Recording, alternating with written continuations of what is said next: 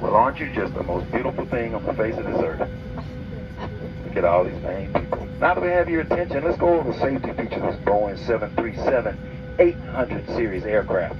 That fan that you've been using, it moonlights as a safety information briefing card. Take it out, get familiar with it, read it before you actually need it. First things first, to properly wear that seatbelt, lower the flat end into the buckle. To make adjustments, pull on the strap. To release, lift up on the buckle.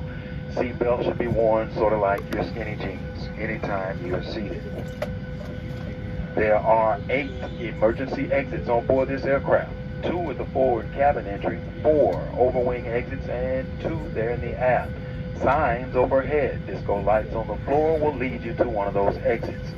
If we happen to make the evacuation call, please follow flight attendant commands and leave absolutely everything. If it happens to be a water evacuation between Providence and Baltimore, the life vest underneath your seat. Remove it only if told to do so by pulling on the red handle, releasing it from the package, placing that designer vest over your head, wrapping the black strap around your tiny little weekend waist. Buckle in the front and pull to tighten. Once outside the aircraft, clear of all obstruction, pull on that red handle, the vest will inflate. For you overachievers, simply blow on the tube there at your shoulder. A new element has been added to the life vest. That's a water-activated light there on the left-hand shoulder. My ex-wife, my new love interest, and her lawyer, they've all got trust issues, so they're going to come to the cabin and ensure those seatbelts are securely fastened. Seat backs, tray tables, in their full, upright, most uncomfortable position. Your large carry-on items in the overhead bins, your small personal items completely underneath that seat in front of you, leaving the area around your feet, your person, that empty seat next to you, and the seat back pocket absolutely clear. Newsflash, folks, for those of you that haven't flown in the last 30 years, smoking is still prohibited on board all aircraft, including electronic cigarettes. It's also prohibited to consume your own alcohol that you may have brought on board the aircraft. You see the writings on the walls, the memes, themes, pictograms? We know them as placards.